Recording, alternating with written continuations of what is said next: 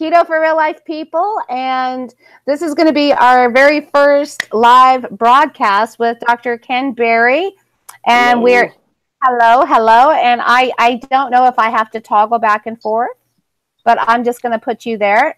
There we go. I had to call the countess before we got started, Dr. Berry, because I was her guest last week on this format, and it was really fun. But yeah, it was kind of different how the screens kind of go back and forth, back and forth. Are you able to see people's comments when we do it this way? We should be able to. I was not able to. I did have Google chat bubble. I tap it, and I will see them pop up right in the feed beside this screen here. It's actually a pretty cool concept. Let me see here. Do you see it flip back and forth? I just see you in the big screen and me in the small screen. Okay, so you see something I don't. It's different every time, I guess. But anyways, last week when I did this with her, she would be full screen, and then I would be little screen when it was all said and done. So we're going to get started. I do have questions to ask, and hopefully, you know, I did create an event on Facebook, announced that we're going to be on YouTube tonight.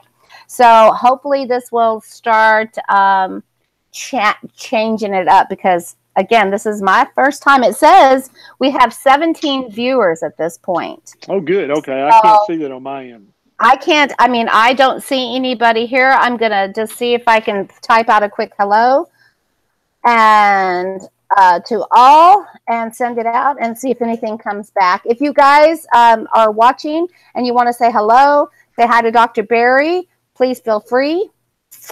And I can see to list all available commands, enter. Okay. It says that you're in the chat, but I don't know if this is like, I don't know if this is one of those things where it's only showing you and I in it. I don't know, Dr. Berry. We'll learn this. We surely will. We're going to learn it. I haven't done this many times, so I don't know what to tell you, but I'm ready if you are. Okay. All right. So we've got some heavy duty stuff, a few things. Last week, I was watching you and Nisha, and I thought, how cool, because I had written a question down for you that kind of was what you were covering. So I thought that was a great deal. And then it had to do with insulin resistance and how that comes into play. If you are insulin resistant, are you going to be more apt to have slower weight loss, and will it, you know, balance out as you start your keto journey? Yeah, you absolutely. If you're insulin resistant, when you come to this way of eating, you're going to have a longer struggle. It will be more of a struggle. It won't be effortless like you see some people with keto just losing weight hand over fist. It is completely possible to lose weight with a ketogenic diet if you're insulin resistant, and you absolutely must eat the ketogenic way of eating if you're insulin resistant, because there's very few diets out there that can correct your insulin resistance, and the ketogenic diet is one of those. And so, but you can expect a little slower weight loss. You can expect that the things that would work great for other people will just work good for you. They're still going to work, but not as fast and not as impressive as you see other people do it. Because when you've got fat intra-abdominally inside your belly, not on the outside, but on the inside, and you guys may have seen people like this, like an uncle or somebody who had a big belly, but their belly, when you touched it, was hard, like it was very firm, right? So either that's either liver fat or cirrhosis if they're a drinker, or intra-abdominal fat. And all those things are very, very dangerous. And the ketogenic diet helps with all those things, but it's going to help slower if you are insulin resistant. Well, thank you for answering that question. And another question that I have is something that I don't think any of us have asked. What if you're on diuretics, prescription diuretics particularly, and you're wanting to start keto? How will that come into play? Because when we start keto, I know that we tend to run to the restroom a lot, and diuretics are gonna, you know, accelerate that. What are your thoughts on diuretics and keto? Good question. And I actually have a video on the YouTube channel about some medications that will slow down your weight loss.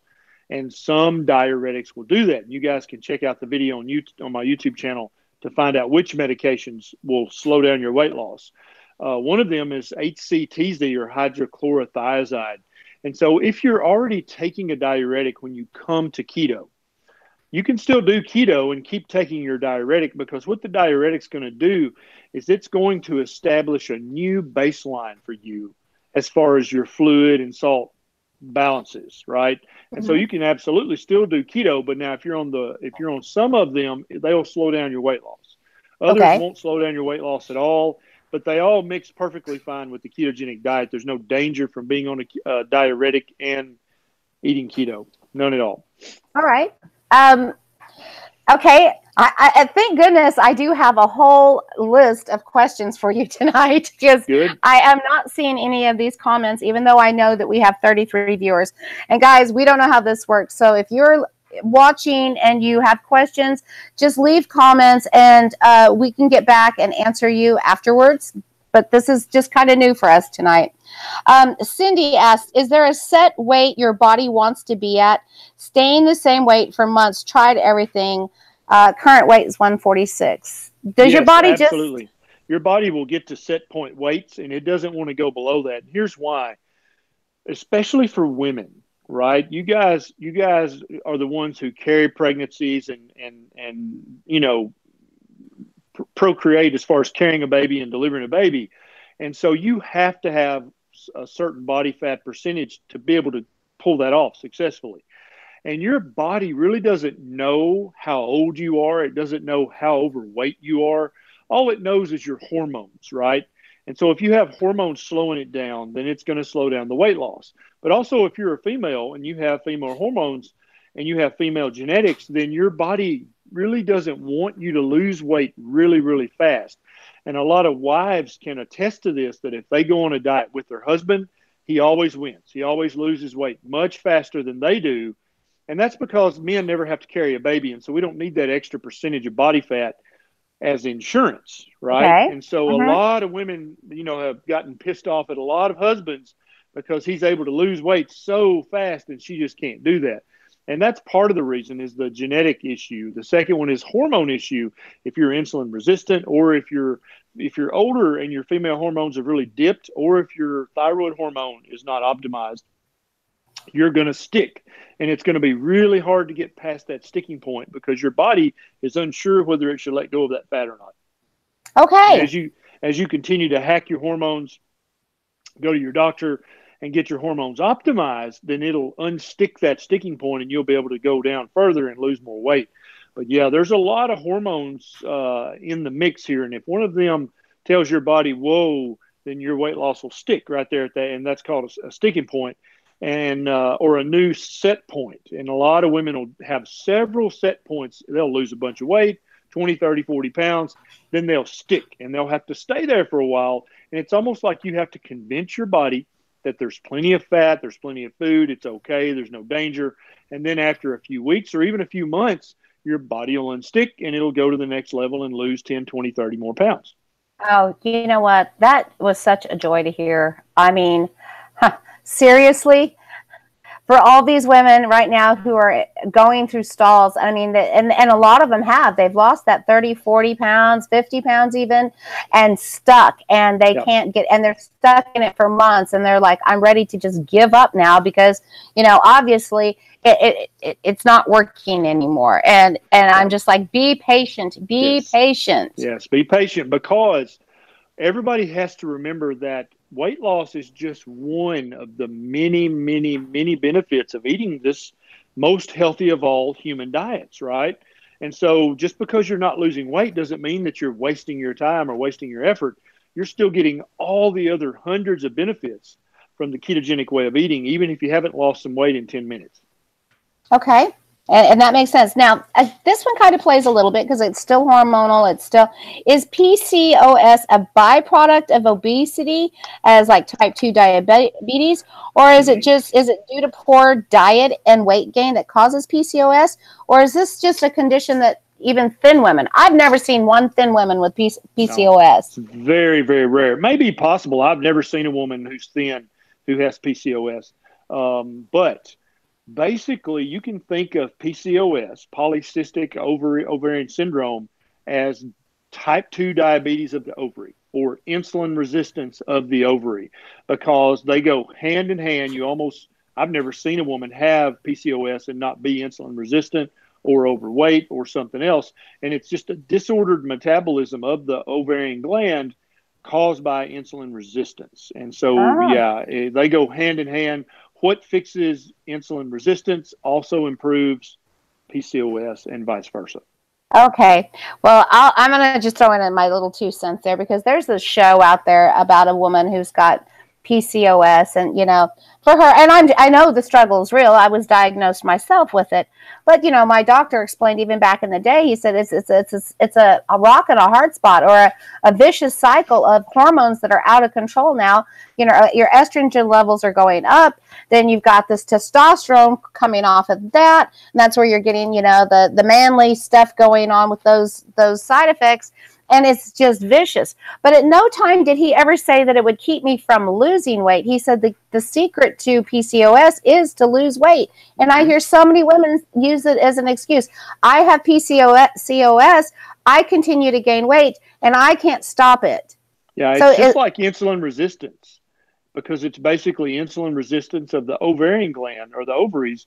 Yeah, it makes it harder to lose weight, absolutely, just like any other insulin resistance. But that doesn't make it impossible. You just have to stick with it and do the diet. I think you're right about that, Dr. Berry. I really do. Okay, this one is, somebody has a question about methadone. And they have to take methadone, but they want to do the keto diet. How is that going to affect them? Do you know? They absolutely can do the ketogenic diet, but the methadone is in the narcotic family, right? And that's one of the medications, like I alluded to earlier on my YouTube video, one of the classes of medication that will slow down your weight loss are the narcotics. There's no doubt about that. And so because narcotics, you know, we think they just blunt pain responses or just numb our nerves or however we think they work. But they actually have deep, deep effects on your hormone levels and many other things in your body. And they can absolutely, like for men, I've seen men have drastically low testosterone levels from taking methadone and OxyContin and other narcotics. And if your testosterone level or your other hormones are not right, it's going to make it very, very difficult to lose weight. There's no danger of eating a ketogenic diet and taking a narcotic. It's going to be fine, but your weight loss is just not going to be as fast. Okay. All right. And then here we go. I'm going to ask this question about salt and your kidneys. Is too much salt going to affect your kidneys? And if you have kidney disease, should you be using salt while you're doing keto? What are your thoughts? Yeah, so for the last 50 years, we've all been taught that salt is the devil and you should avoid salt at all costs. Turns out that's probably just about as true as the eating saturated fat raises your cholesterol and high cholesterol is bad myth. They're both myths. If you have normal kidney function, there's no such thing as too much salt. Your kidneys can pee out as much salt as you can eat, okay? Just like drinking water. You can try to overdose on water if you want to, but if you have normal kidney function, that's going to be quite impossible. Now, if you have chronic kidney disease, stage 1, 2, 3, or 4, then you need to talk to your doctor about this. But there's a great book about salt called The Salt Fix by Dr. D. Nicolantonio. And it's a great book if you're scared of salt, if you're worried about salt, get The Salt Fix. It's on Amazon, and it's not very expensive at all. And it goes into depth, all the studies. You can read it on a very surface level, or you can dive deep into the research. But salt is not the problem, okay? Carbs and sugar are the problem. Right. A lot of people think that salt will hurt their kidneys. Total myth, not true at all. What destroys your kidneys is sugar and starches and simple carbs. Okay, good to know. All right. We want to talk about caffeine. Can you drink too much of that? Does it raise your cortisol levels? Should we be mindful of how much coffee or caffeine overall we take? if you drink too much caffeine, you'll get the jitters or you'll get the squirts, right? No doubt about that. But as far as caffeine being literally bad for you, the medical establishment has been trying for 100 years to prove that caffeine is bad for humans. Some doctors just have an aversion to caffeine and coffee, and they want to prove that it's bad. We haven't yet been able to prove that it's bad, even for pregnant women. We just can't. You can't prove it's bad. If you drink 2 or 3 cups of coffee a day, it decreases your risk of Alzheimer's, dementia. There's all these things that probably helps you live longer. It helps you in so many different ways. It's just kind of silly at this point to say that caffeine's bad for you. You can't prove that. There's no research that even suggests it. Right. Now, if you drink too much, will it raise your cortisol levels? Maybe. If you're drinking 2 pots of coffee a day, will it burn out your adrenal glands? Probably not. That's probably a mythical situation that people worry about, but that doesn't actually really happen that often. Drink 2 or 3 cups of coffee a day and be done with it. I mean, there's some people, and it's usually smokers, and they'll smoke and drink coffee all day. So if you're a smoker, and you're listening to this, first of all, don't even waste your time or money on supplements or buying really good grass-fed foods. Until you quit smoking, all that's a waste of money because you're canceling every good benefit that you have from any supplement or any improvement in your diet. You might as well just forget it. Okay. So number one, if you're a smoker, stop smoking. It's stupid. If you're trying to be healthy and eat this way of eating and be healthier and live longer, you got to quit deluding yourself and thinking that, I'm going to take this cold Q10 and it'll cancel out the smoking. No, that's dumb. Stop smoking. No. Okay. And once you've done that, then you can start worrying about all this other stuff. Right. But I would say this, because I do know we have some members who have that habit, get rid of it as soon as possible for sure. Yes. But do eat keto. You can be practicing and playing at the keto diet, and you can be learning the keto diet and getting used to it. But until you quit the smoking, the benefits you reap from anything are very minimal. And so I'm not saying don't eat keto. I'm just saying you got to quit smoking. Focus on that. Don't focus on anything else. Focus every bit of your energy, your money, your time, your effort on stopping the damn smoking because it's dumb. Okay. We covered that. Now then. Was that blunt enough, Nancy?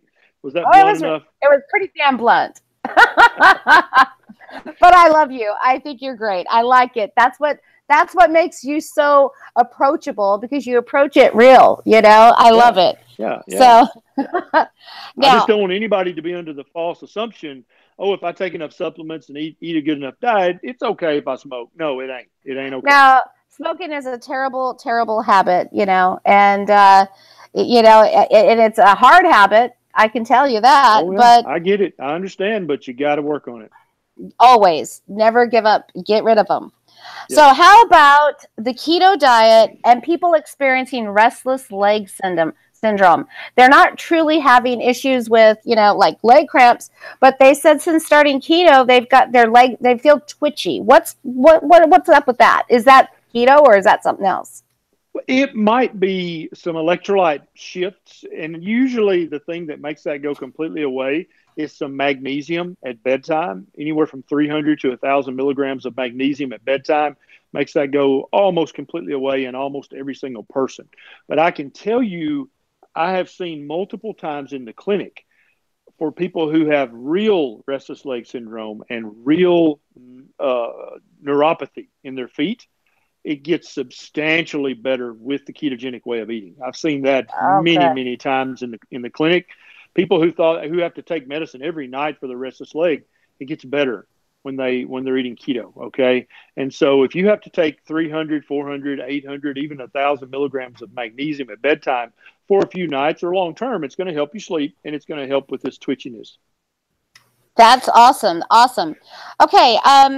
Somebody said, and I have no idea, I didn't even take the time, potassium. We both talk about light salt or new salt or something like that. But somebody said, hey, isn't cream of tartar potassium? And can we just use that if we wanted to? You absolutely can. Cream of tartar is a potassium something. I can't remember what it's attached to, but it's potassium something, and it works just as well. A lot of people, just the name of it kind of freaks them out a little bit, and they'd much rather use light salt or new salt. But yeah, cream of tartar works just fine. Huh. I learned something new there because I had no idea. I just wrote the question down. I saw it, and Yeah, good question. I was like, hey, good to know. Also, we've got here creatine is at is too high, 2.5. How will a keto affect her? So what's damaged her kidneys over the years so that her creatinine is 2.0 is her diet, right? Now, it could have been if she was taking a ton of anti-inflammatory medications like ibuprofen, naproxen, Aleve, Motrin, Advil. Those things will hurt your kidney over years and years and years. Or the prescription anti-inflammatories like Celebrex, Mobic, diclofenac. Any of those can hurt your kidneys if you take them long term. But for most people, the leading cause of kidney failure in the U.S.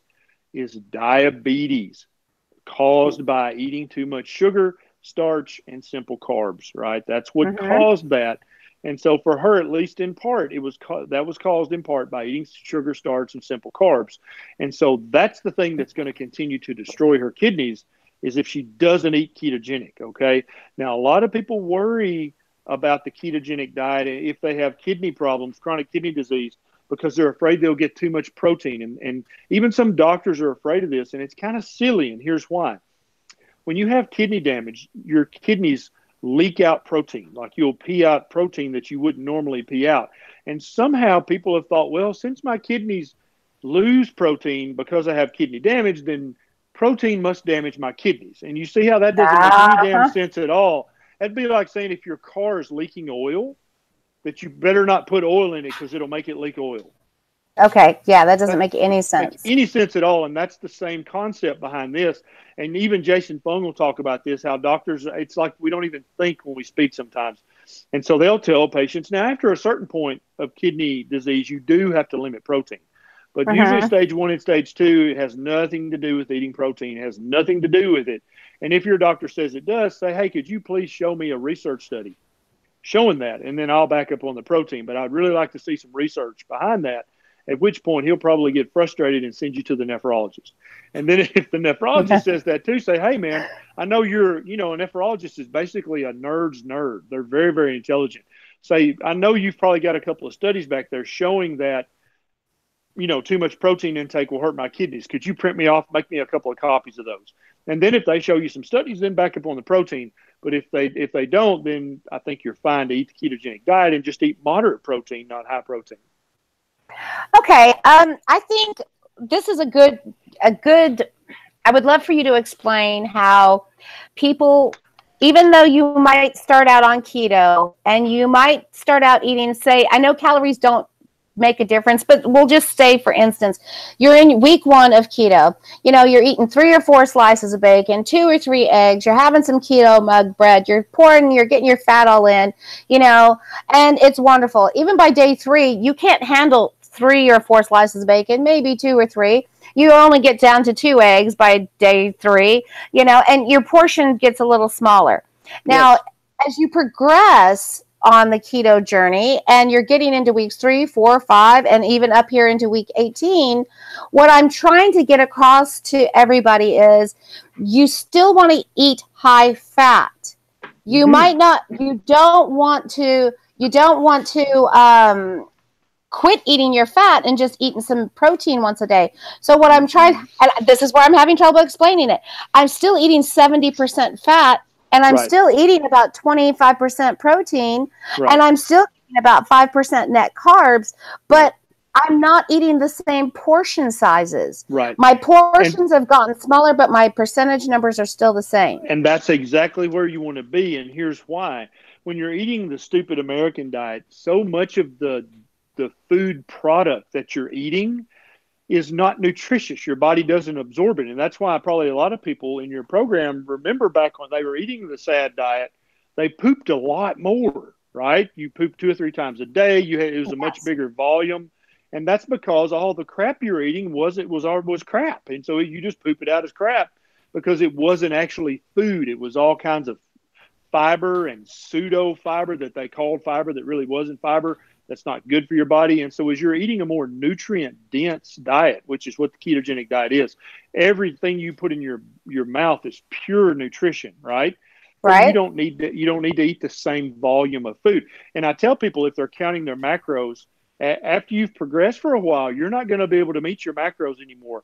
But what you want to do is stop worrying about the number of macros and just make sure you're eating your percentages at that point, because you won't eat as Yes. much food, because you won't need as much food to get the nutrition. But just make sure your percentages stay the same and you're right where you want to be. Okay, and how do you feel about switching it up? Say you've been intermittent fasting, I don't know, 1 month, 2 months, you've been intermittent fasting or OMAD, and your scale, you are in that stick point. You are Yep. in that stall. Yep. Would it be safe to say, hey, switch it up? Trust your body, your body. I've heard that your body can become fatigued in the same repetition over and over. So you could benefit from maybe switching it up for 2 or 3 days, not necessarily have to be a fast, but you could eat 3 meals a day for a few days instead of Right. fasting for Yeah. 16 hours a And day. I think that's a valid concept. If you're stuck, you can do multiple different things. You can just stick it out and be patient. A lot of times you'll push through the sticking point and you'll start to lose again. You can shake it up, and if you're eating 1 meal a day, you can go to 2 a day, or you can fast for a couple of days, or you can you can mess with your macros a little bit. What you're never ever going to do is go back to eating the stupid American diet or the stupid Canadian Exactly. diet, right? But Right. you can add in, okay, I'm going to try a little extra protein, or I'm going to bump my fat up, or I'm going to try to, just eat 1 meal a day if you're eating 2 meals a day. There's all these different ways when you're eating the ketogenic way that you can play and tweak and hack your diet, which is really, it's very sexy that you're able to do that. You don't need to go to some guru or some expert. You can just add a little fat, or take a little fat out, or add some protein, or add some more veggies. Maybe your genetics and your gut bacteria want you to eat a more veggie heavy keto diet, right? Or maybe you're like me and you have to eat an almost carnivore keto diet. Everybody's different. Your gut bacteria is different. And so what works perfectly for me may not work worth a damn for you. And so, yeah, but if you're stuck for a minute, I think it's very good to shake it up and see what happens. If you think about it, it's very ancestrally appropriate to shake it up, because back 30,000 years ago, we had no idea what the next day would bring. We may Feast or feast. famine. That's right. We may feast today and then not have a bite to eat for 3 days. We had no idea. And so it's perfectly ancestrally appropriate to switch up your diet like that. And I do that with my supplements. I don't ever talk about this much, because I don't want anybody to think I'm trying to push supplements. But I don't take my supplements every day of the week, just because first of all, I have ADD and I forget. But I don't stress that, because I think 10,000 years ago, 20,000 years ago, our ancestors didn't get the same vitamins and minerals every day. They never got the same amount of vitamins and minerals 2 days in a row, probably. And so I think it's very ancestrally appropriate to get a big dose of vitamin D, for 3 or 4 days, and then get none for 2 or 3 days. And so I've done that for years with my supplements. I don't stress at all if I don't take them every day. I don't think that's ancestrally appropriate. I don't think it's bad if you're that person who has to take them every day, but I don't think it's necessary. If you miss a day, don't even sweat it. I don't think Yeah, it's a big deal at all. I don't sweat it, because I'm probably a hit and miss kind of girl. I set them on the counter so that I don't forget, but Right. invariably I get too busy and then I end up forgetting. So, but I do make it 3 or 4 times a week. I'll get them in there. And I think And that's I know, perfectly acceptable. yeah. And I'm feeling absolutely wonderful. I mean, this is the week that I'm promoting move it, and we're getting out there and moving. And I mean, it's fantastic. I know it's coming up on that time, Dr. Berry. It is. And I want to get your final thought. I would like it to be about the movie The Magic Pill. I've got to watch about half of it last night. I want to finish up the other half tonight. But I just wanted to get your thoughts and your take and your review of it, if you will. And would you recommend it for everybody? Yeah, I highly recommend it for everybody. And you can use this movie as a tool. And let me tell you how. It's on Netflix, so if anybody has Netflix, they can watch it as part of their bundle for free, basically. But it's also on YouTube for free. And so everybody, if you've got that uncle or that niece or that son or daughter who's a little skittish about the ketogenic diet, This is it. This is the tool. You can be, and don't even say it's about keto. Say, oh my God, I want you to watch this movie. It's so powerful how this little girl's diet literally changes her mind and her brain and her life. And I just want you to watch this. It blew me away because me and Nisha, we were about to tune up watching it. It's such a powerful movie because this mother and father were poisoning their own daughter because they didn't know better. With cereal and with goldfish and with just, here's a Pepsi. They didn't know any better and the dad actually points out, like, look, it says heart healthy right here on the damn box of cereal. And they're like, yeah, but it ain't. I'm sorry. And so he had to really come to the realization, I've been poisoning my daughter and poisoning her mind since she's been on this earth. And it's heartbreaking that so many parents out there are doing that to their kids. And they got this false sense of security because it says heart healthy on there. The American Heart Association said this is good for my baby, so therefore I'm going to give it to my kids. And so I think every parent in the universe should watch this movie. And you can share it on your Facebook. You can share it out of the YouTube site onto any social media. You can email it. You can text it to people. And that's what all you guys should do. Send this to every relative you have, because the more people that see this movie, the more people will understand, oh, keto's not bad. It's actually really great. And it's not just for weight loss. It helps multiple other things. Well, I thank you for it, Dr. Berry. You guys, Dr. Berry has been really cool tonight. He's given us a super lot of information. I just want you guys to know that I have linked Dr. Berry's Instagram, his YouTube, his Facebook, his pages. It's all in the link below. So if you're just watching, I do have some YouTube followers that aren't on my Facebook.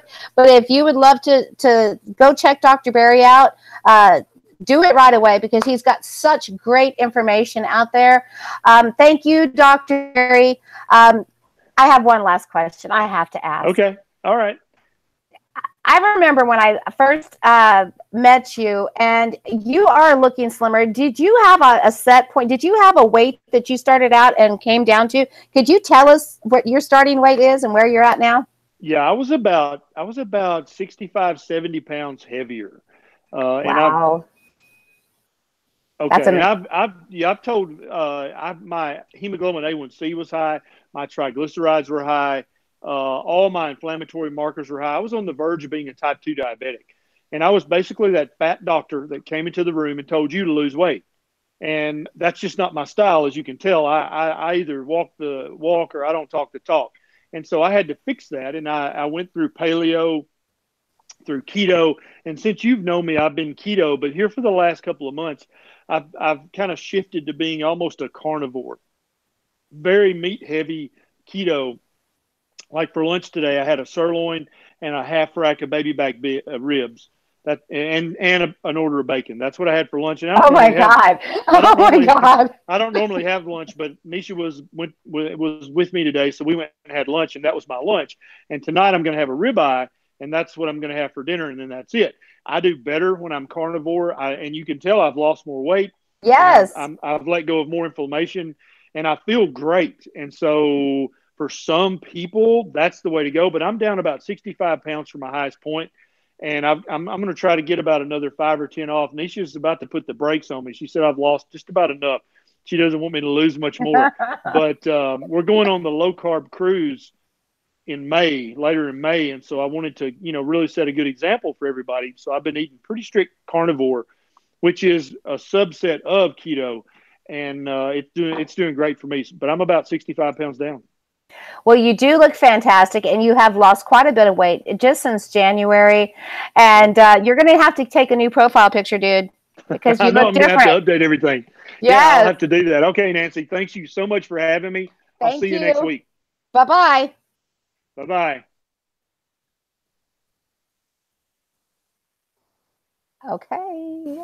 It's me. I don't know how this works. So we're going to wrap it up, guys. I'm going to look to see how this all works. I want to see if there were the comments. I see that there are 55 viewers out there, and I appreciate every single one of you guys for showing up tonight.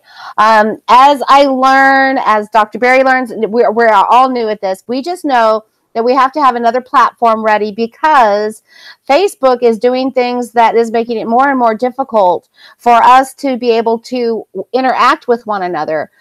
You know, if I'm live by myself on Facebook, it's all easy peasy. But when we add people to it, we can't find them. Last week, Dr. Berry was completely invisible.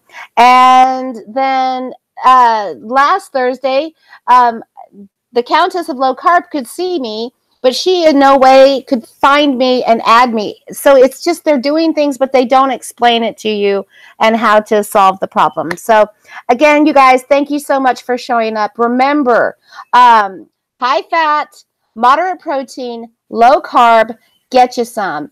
And if you guys find any value tonight out of this, please do me a favor and share it on Facebook, share it to your groups, share it with your friends. And if you haven't already, please take a moment to subscribe. Just hit the subscribe button down below. If you want to be notified when there's a new video or a new live going on, hit the little notification bell. And down below in the comments, you're going to find all the links to Dr. Berry and his pages. You'll find the links to Facebook for Keto for Real Life People on the group. You will find Patreon, and you will find all of our YouTube. You guys have a blessed night, and I will see you tomorrow on Facebook at 9:30 a.m. Central for the daily Q&A with Keto for Real Life People. Wow, you guys have been wonderful. Thanks.